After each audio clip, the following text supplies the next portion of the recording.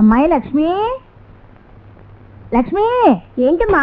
ప్రసాద్ స్నానం పూర్తయిందా? ఓ ఎప్పుడో అయిపోయింది. మళ్ళీ ఆఫీస్కి వెళ్ళిపోతాడేమో, అసలే తొందరపాటు మనిషి. ఆ టిఫిన్ కాస్త ఇచ్చిరా. సరే.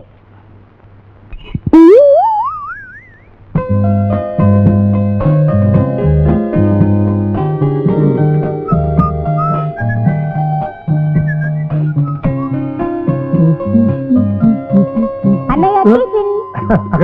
పెసరట్లు హాట్ హాట్ గా ఉన్నాయి, తొందరగా తినేసి.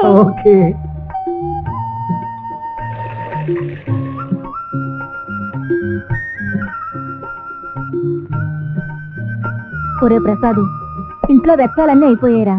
ఇంగు బొత్తిగా నిండుకుంది. ఇంగు ఎక్కువైతే పక్షవాతం వస్తుందని ఈ మధ్య పేపర్లో చదివాని. ఉప్పు కూడా అయిపోయిందిరా. ఉప్పు ఎక్కువైతే బెడ్ ప్రెజరు. సరే తెస్తానులే, ₹10 కదా కేజీ. ఈ ఇల్లు బాగుండలేదనుకున్నాం కదా, వేరే ఇల్లు చూస్తానన్నావు, ఏమైంది? ఈ జానా బెత్తడి కొంపకే ₹250 ముక్కు పిండి వసూలు చేస్తున్నాడు ఈ ఓనర్. ఇంకా పెద్ద కొంప అయితే ₹600 తక్కువ ఉండదు. ఈ ఇంట్లో అద్దెకుండా 5 వాటాల వాళ్ళ కలిపి ఒకటే బాత్రూమ్. ₹250 అనవసరంగా ఇస్తున్నావేమోరా. నేనేమన్నా సంతోషంగా ఇస్తున్నానా? నా జేబులో చేపెట్టి మరీ లాక్కుంటున్నాడు ఓనర్. ఏం చేస్తాం, పట్నం చదువుకోవాలి మరి.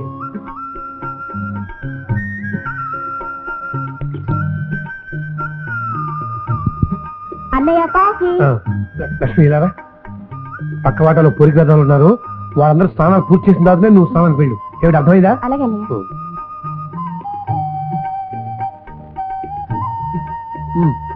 నేను ఆఫీస్కి వెళ్ళొస్తాను. నా ఫైల్ ఏది?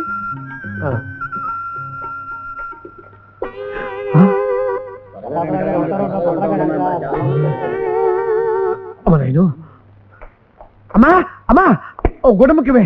దేనికిరా? చెప్తా కదా, త్వరగా ఇవ్వు. అబ్బబ్బా, వట్టి దుందుడుకు మనిషివి.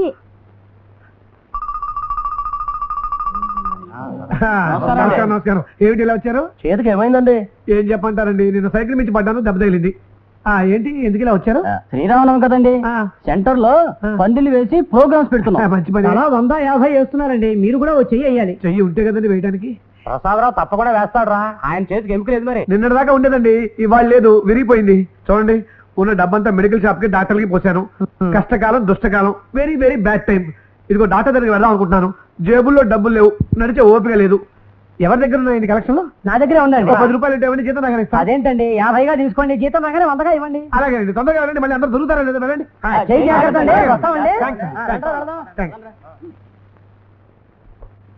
చందా కావాలంటే చందా ఇస్తా. ఆయన కరెక్ట్ గా ఇచ్చాడా? కరెక్ట్ గా ఇచ్చాడు. 100 కావాలా? అసలు 50 తిరిగి ఇస్తా కదా. నా దగ్గర చందా బాగుందా?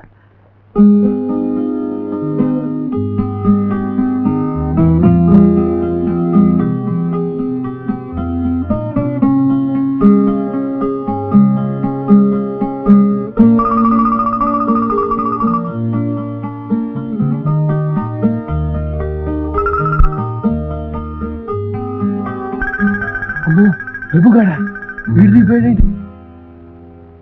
నా కోసం వెతుక్కుంటున్నట్టున్నాడు. వీడు దొరికానంటే తస్తాను.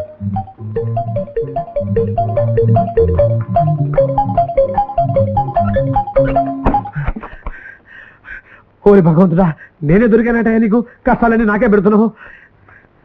అదేమిట్రా, ఆఫీస్ కన్నా బయలుదేరి అప్పుడే వచ్చేసావు, ఏమైంది? కాకినాడ గోవిందరావు గారు లేరు? ఆయన లేరుగా, ఎప్పుడో పోయారుగా. ఆయన పోయారు సరేలేవే, ఆయన కొడుకు ప్రభు లేడు, వాడు మన ఇంటి అడ్రస్ కోసం బయట కాలిస్తున్నాడు. అలాగా, అతను లోపల. నువ్వు నోరు మూసుకుని లోపల కూర్చో. అదేమిట్రా, ఆ అబ్బాయి నీతో పాటు చదువుకున్నాడు, పైగా వాళ్ళ ఇంట్లో మనం ఎన్నిసార్లు భోజనం చేయలేదు కనుక అతని లోపలికి పిలవరా, బాగుండదు. నేనేం చేయాలో నాకు బాగా తెలుసు, నా మెదడు తిరిగి వెళ్ళి పని చూసుకోపో. ఎవరు? నేను ప్రభుని. ఎవరు? కాకినాడ ప్రభుని రా. దేవాంతుడు అడ్రస్ కరెక్ట్ గా పనిచేయి.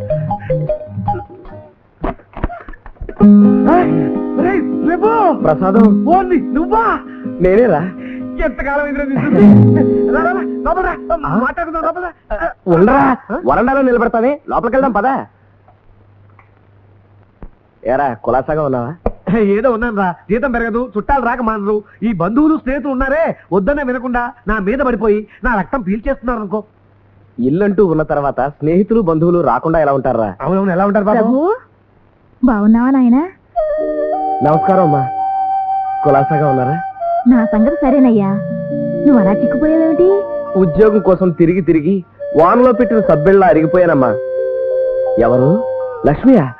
ఎంత ఉండేది అవునండి ఎంత ఎదిగిపోయింది ఆడపిల్లలు కదా ఎంతలో ఎదిగిపోతారు లక్ష్మి నువ్వు లోపలికి వెళ్ళమ్మా కాఫీ తీసుకురాలే అన్నయ్య ఎందుకు మంచినీళ్ళు తీసురామా దాహంగా ఉందేమో అవునరా దాహంగా ఉంది మంచినీళ్ళు పట్టుకొచ్చి ఆ తర్వాత కాఫీ పట్టరామ్మా అని నాన్నగారు పోయినప్పటి నుంచి రావాలనుకుంటున్నాం బాబు మా వాడికి సెలవు దొరక కుదరలేదు సరే నాకు ఆఫీస్ టైం అవుతుంది అలా వెళ్తూ మాట్లాడుతున్నారా ఇప్పుడు నేను బొంబాయి నుంచి వస్తున్నాను రా ట్రైన్ లో రిజర్వేషన్ దొరకలేదు బాత్రూమ్ లో దాక్కుని రావాల్సి వచ్చింది ఒళ్ళంతా పులిసిపోయిందిరా హాయిగా స్నానం చేసి భోజనం చేసి పడుకుంటారు అనుకుంటావా ఇప్పుడు నువ్వు ఆఫీస్కి వెళ్ళరా సాయంత్రం మనం కూర్చుని మాట్లాడుకున్నాం ఇంట్లో ఉంటే నీకు నువ్వు ఆ పని చేయరా ప్రసాద్ ప్రభు కాసేపు పడుకుంటాడు ఒకవేళ నీ ఆఫీస్ టైం అయిపోయే లోపల వెనుక వచ్చిందనుకో నేనే మీ ఆఫీస్కి వస్తా మీ ఆఫీస్ అడ్రస్ ఎక్కడరా గాంధీనగర్ 2వ వీధి అని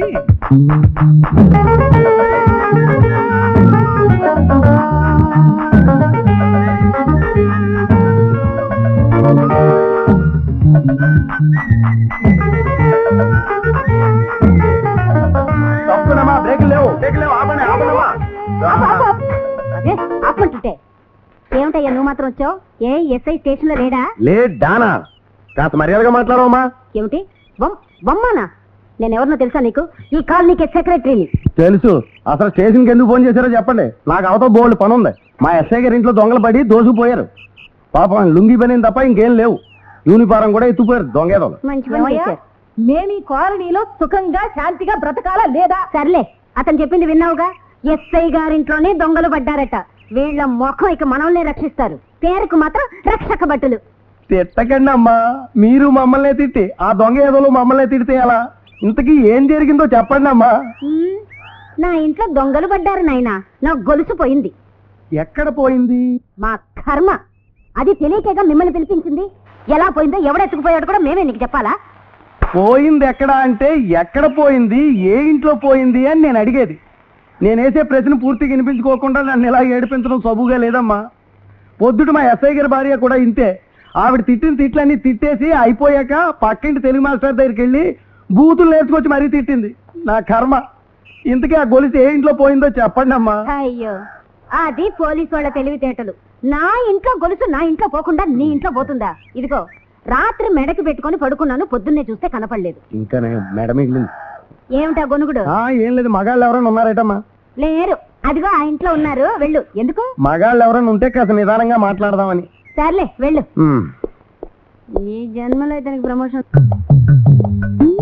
అడుగు ముందుకేస్తే చంపేస్తా చబట ఏ చేతిలో కర్ర చూడగానే బెదిరిపోతాను అనుకున్నావా చిన్నప్పుడు ఆ కర్రతోనే కర్ర బిళ్ళ ఆడుకున్నాను రాస్కెల్ ఆ బూటు హ్యాటు తీసి మామూలు మనిషి గారా మాట్లాడుకుందాం ఏం పర్వాలేదు ఇప్పుడే మాట్లాడుకుందాం ఇంతకీ ఆ సంఘటన ఎలా జరిగింది ఏ సంఘటన మీ ఆవిడ ఎదురింటి స్టూడెంట్ తో లేచిపోయిన సంఘటనేనా మీ చెల్లెలు మీ పక్కింటి ఆవిడ మొగుడుతో లేచిపోవడానికి గంట ముందు